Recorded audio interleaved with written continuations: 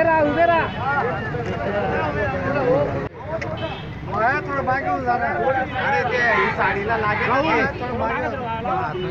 थोडं मागे सरकारी इकडे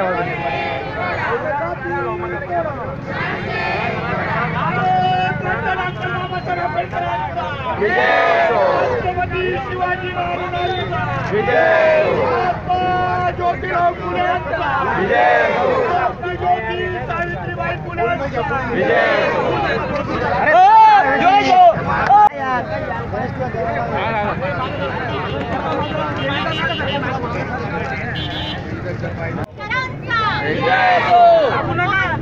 गोड नका ना गोड नका गोड नका ना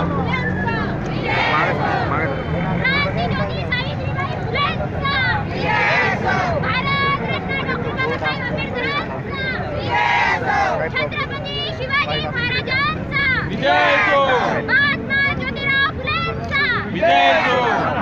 भूषण कोण बोल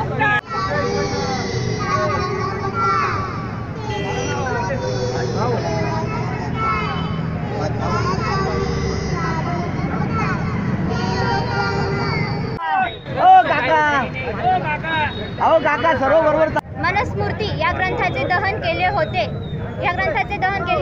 ते दहन करण्याचे कारण म्हणजे त्या ग्रंथामध्ये स्त्री दास्य तसेच स्त्रियांवर होणारे अत्याचार यांच्यावरती तो आधारलेला होता व अजूनही त्या गोष्टींना तो पुरेपूर सपोर्ट असा देत आहे.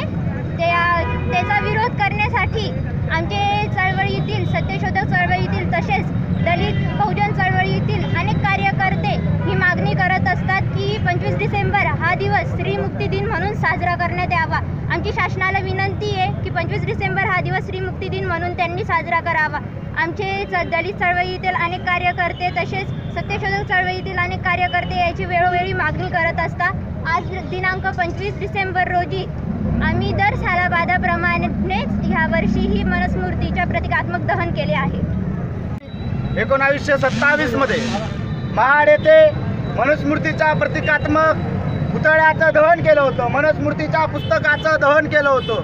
ज्या जाती व्यवस्थेने इथल्या स्त्रीला चूल आणि मूल याच्यामध्ये अटकवलं होतं, ती जाती व्यवस्था नष्ट करून स्त्रियांना देखील पुरुषाच्या खांद्याला खांदा लावून समान न्याय मिळाला पाहिजे ही भूमिका बाबासाहेबांनी 1927 मध्ये मांडली. त्याचंच प्रचित म्हणून सालाबादाप्रमाणे येत्या 25 वर्षापासून भारिप बहुजन महासंघाच्या माध्यमातून आम्ही मनुस्मृतीच्या प्रतिकात्मक पुतळ्याचं दहन करतो आणि अखंड भारतामधल्या महिला जातीला आपण स्वतंत्र आहोत याचा संदेश देतो. आपण महिलांसोबत पुरुषांनी देखील काम केलं पाहिजे. पुरुषांच्या खांद्याला खांदा लावून महिलांनी देखील भारताच्या प्रत्येक विविध क्षेत्रामध्ये सोबत राहिलं पाहिजे. जी बाबासाहेबांची भूमिका होती ती समाजापर्यंत आम्ही मांडत असतो आणि 25 वर्षापासून आम्ही सालाबादाप्रमाणे मनुस्मृतीचं 25 डिसेंबर रोजी दहन करतो आणि एक नवा संदेश देतो. आमची सरकारला मागणी आहे